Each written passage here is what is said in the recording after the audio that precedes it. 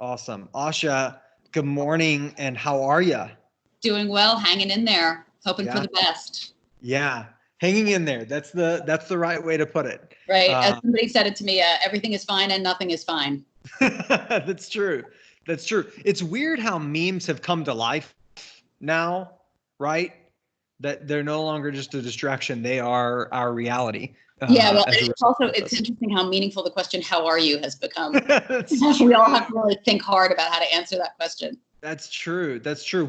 So tell me what the world has looked like for the last month for you and your team as all of this COVID-19 stuff has unfolded. What does that look like for the Giving Tuesday team? Yeah, so we're a distributed team anyway. We work remotely, so that part of it has been really seamless for us. We've all felt really grateful that we work from all over the world, so working virtually is second nature to us at this point. That part was really fine. We have a great online culture. We talk to each other all day long on various platforms, and sadly, we did have our two biggest events of the year, our summit where we gather all of our community leaders from all around the United States that was going to be held in early May at the Gates Foundation, and our summit of all of our country leaders. So Giving Tuesday has 65 country movements, and we gather those leaders together once a year, and we were set to do that in mid-March, so probably a couple weeks ago, in Portugal. And we pretty early on made the decision that the responsible thing to do was to cancel that. And that was before it became completely clear that, of course, everybody was going to cancel everything. So I think that I think we're scared. I think we're angry. I think we're experiencing all those things that everyone is experiencing. I think we are glad to have each other, and we are grateful that we do work that feels really meaningful to us, and that hopefully we can add some kind of solace, some kind of help to the world at this point. Yeah. Well, the your team has certainly rallied together and put out an initiative that I think is going to do that, right? So about a week ago, announced Giving Tuesday Now. Talk about this initiative and how it came to life, especially as your team is dealing with that range of emotions to then shift into something potentially so transformative. Yeah, so we obviously started thinking right away about what value Giving Tuesday could add in this moment. I think, do you remember the weeks where we were just basically all getting emails from every single organization and every single corporation we've ever had any contact with? Everybody felt the need to put out a statement about the current crisis, and everybody was sort of sick of that. A few days in, and if that's all we had to offer was just sort of a statement of how we felt about how awful things were, then it's better for us to just kind of sit back until things had subsided. But we were really being asked by our partners and our leaders from all over the world, what are we going to do in this moment? Giving Tuesday exists to galvanize generosity. It feels like generosity is needed now more than ever. I think we're facing not only obviously a public health disaster and an economic collapse globally, but also potential social collapse and rending of the social fabric. And so because that's something that is within our mission anyway, we bring communities together, we exist to try to strengthen civic bonds, all over the world in large and small communities. It felt like something bigger was needed. So right away, our ethos is very sort of lean and experimental, and we tried to deploy some strategies right away. So we started a daily generosity alert, really low lift. We were seeing that people really wanted to help. They weren't always sure how, and we were also seeing all these amazing kind of spontaneous ideas erupting from all sort of circles of the world and sort of different walks of life. And we felt like, well, how can we scale those? How can we amplify them? How can we give people small and doable but real things to do on a daily basis? And so we launched this generosity text that just once a day pings people with a really actionable idea. That got a really overwhelming response. And so that was great.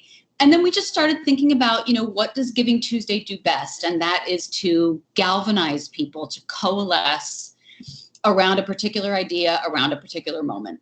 Mm-hmm.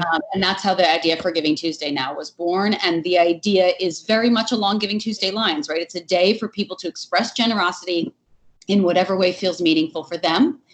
The difference now is obviously that it is focused on a very specific thing, that the specific challenge that the whole world is facing together. That doesn't mean that we are only advocating for giving to a certain cause, or just for giving money at all, right? We're advocating, as we always do, for acts of generosity and human connection that make a difference in whatever way feels right.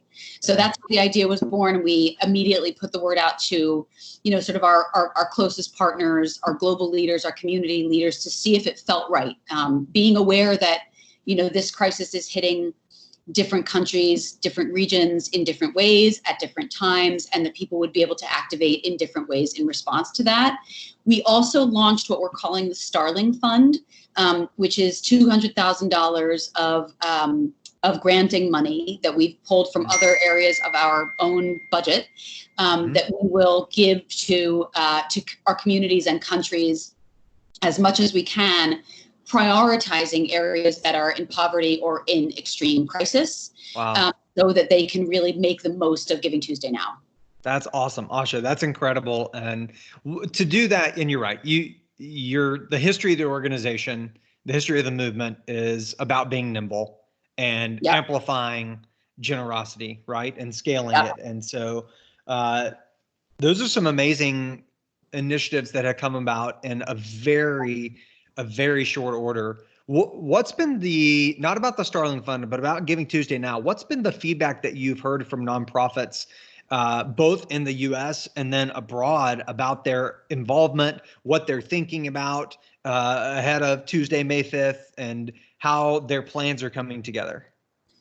Yeah, so I think nonprofits right now are, just in peril, right? And they are just stretched as thin as they can possibly be. And so obviously, I think we were very sensitive proactively to the concern of, now we have to put together a Giving Tuesday now when our resources are already stretched so thin. We're already working so hard, particularly those on the front lines. Yeah. And so the idea here is not for anybody to have to do anything, but to use this day as one avenue to gather more resource and support, or to get the word out and raise awareness about the good work that they're doing, and to hopefully, galvanize a spirit of hope and optimism, which is always, in my estimation, the best thing that comes out of Giving Tuesday. The best thing that we ever hear is, I've been feeling really, this is pre-COVID, right? Yeah. Feeling really negative or worried about the state of the world. And I really felt connected to my fellow humans yesterday. And I really felt the kind of agency and power that comes with feeling like I can make an impact. Yeah. If that's the only thing to come out of this day, then that's fine. It doesn't have to be a super heavy lift for anyone.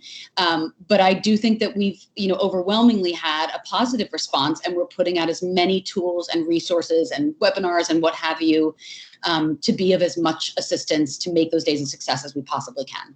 Yeah. I love you're right. And many times we get so locked into, okay, I'm used to thinking about Giving Tuesday starting in, I don't know, July, August, exactly. September. And so I've got this runway to get up to it. And now I've got 30 days. How am I going to activate something? And I love your advice of don't overthink it, right?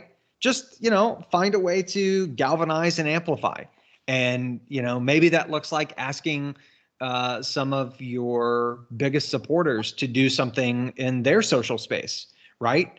That way it's that third party credibility, and it's being creative. And some of the things that you previously shared with me around Giving Tuesday in general are the amazing acts of creativity that show generosity. I imagine you're anticipating just as much, if not more, around Giving Tuesday now. Yeah, well, absolutely, and are already seeing it. So I think, and another thing that I would stress, that just goes along with everything that you just mentioned, which is all completely right, is the idea of collaboration, right? Because collaboration makes everybody's workload lighter. So, the Giving Tuesday in 2012 was launched in 90 days, right? Like, it was what it was because of its lean nature, because we had to work so quickly, because we didn't go through all the bureaucracy and planning and committee meetings that something like that would normally go through. I really credit that for a lot of Giving Tuesday's early success, because it was like the purity of the idea, the collaborative nature of how it started, led to great things. And I think we can see the same thing again here. We also, we don't feel like we need to generate and put out into the world a bunch of creative ideas. We already are seeing them. And so I think we see the value of our role as being able to take some of those ideas, really amplify them, and then bring them to scale, right? So if one social worker in one neighborhood thinks, well, I'm at home anyway, why don't I provide virtual therapy sessions to people in my community? Wonderful. But imagine that happening in 1 million communities, right? Yeah. Even more wonderful. And that's the idea of scale. And that's the idea of the value of a network like we have, right? Is that things can really get rapidly adopted across the different nodes of that network. I was reading just the other day about something that's happening in Italy. It has a beautiful Italian name that I won't try to butcher. But it's this idea where people will hang baskets from their balconies, and they fill the baskets with food and toilet paper and things like that. And the idea behind the Italian name for it is take what you need and leave what you have. Oh, wow. Right. And so like that idea is that this has obviously nothing to do with Giving Tuesday now, but that idea is spreading organically across Italy.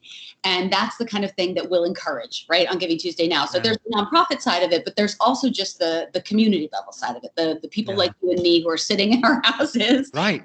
And we'd really like to help, and we'd really like to help safely.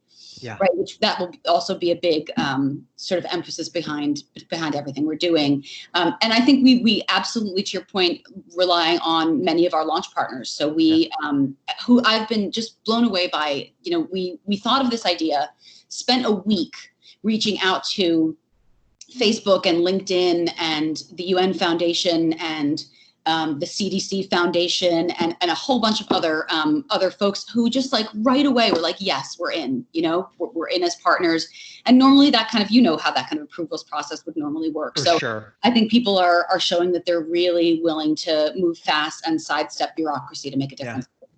Yeah. You guys have over the years built an incredible way of displaying results on the day of.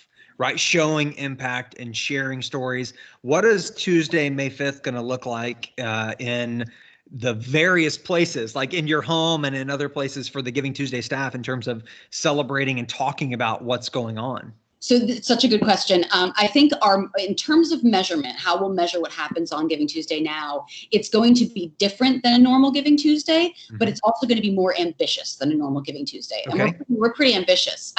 We think that we can use this day, this experiment, this intervention that we're trying to understand some things about what will make us more resilient as a sector. Right? What will make us more resilient as a society? What kinds of things prompt people to give, to be generous in a situation like this? Give time, give money, give kindness, right? Whatever it might be. Sure. And really try to measure those different things and the levers and drivers behind them. Real success would look like, this is not the final storm that we're going to weather, right? Yeah. We will weather future storms. And if we can head into them, knowing more about how we can get through them safely and sustainably, right? Yeah. We don't want to see organizations ending, and we don't want to see communities ripped apart. And we can learn things that will help, with future crises. Then that's great. We will not be attempting to release a big dollar amount as our big priority. The media always wants that. That's just not going to be. We're going to try to measure that, and we will then have a number. And we're certainly, of course, we're hoping for a big infusion of support into the nonprofit economy, but that's not going to be our first priority. It's the acts of generosity and the impact on community is what I'm hearing and feeling that you want to celebrate and really bring to life as a part of the day itself. Yeah, because we feel so strongly about that in general, right? That money is one way of showing generosity. It is just one way. Right. And that's true. That's part of our emphasis all the time. But especially now, right? With the kind of isolation that we're facing, that many are really truly disconnected, truly isolated. The consequences of that will last for a long, long time. Right. And so, every act of kindness and connection matters at the best of times, right? Right now, it matters more than ever. It could be life-saving.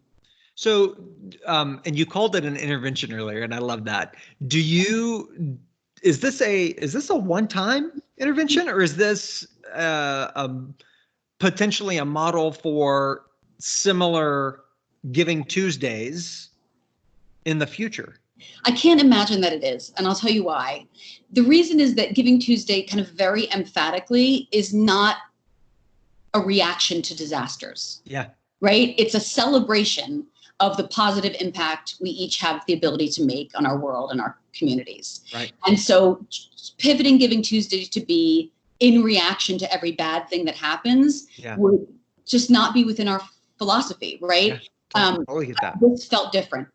This felt like a moment of crisis where we have, we have a virus that is multiplying in very much in the same way Giving Tuesday originally did. And so if we can use our sort of viral network and impact to smother, right, the effects of that other virus, that felt like the right response right now. But I think in general, we know that Giving Tuesday as a movement is a year-round thing with one big day of celebration. Right. There's a perception, I think, that it is just this one day, right? Yeah. Just one day, just a fundraising day, et cetera. But our network of leaders, right, who are everywhere from Venezuela to Russia to Tanzania to Brazil, et cetera, really look at Giving Tuesday as a way to grow generosity from the grassroots every single day in their world. And part of that is, of course, increasing support for NGOs and, of course, activating in a big way around that one day, but so much more than that. And I think we'll keep sticking to that. Yeah. So where can people go to find out more information about it and to get ideas and the bounty of resources that your team's putting out? Yeah, so two really easy sources. So now.givingtuesday.org is our hastily assembled landing page. And also because it has our full listing of launch partners on there, and some ideas that will become much more fleshed out because we're going to be crowdsourcing them. Awesome. And certainly, gathering ideas online using the hashtag Giving Tuesday Now. And then if anybody's interested in signing up for the generosity alert, the daily generosity alert, you just text Giving Tuesday to 33777. Awesome. A daily idea. Super easy. Last thing for you, Asha, what word of advice or encouragement would you give to someone who's checking this out that is on the front lines as a part of a nonprofit right now? I mean, more than advice, I would first of all just give my thanks. Right. I think like those are the heroes right now, and self-care is probably dead last on most people's priority list, and just not to think that that's going unrecognized in the least. This is not meant to distract from actual work. It's meant to be additive, and our team is here to help at any time. Yeah. Asha, you're the best. I appreciate you spending a couple moments with me this morning. It was a pleasure. All right. We'll catch up soon. Okay. Be safe. Okay. Bye-bye. Bye.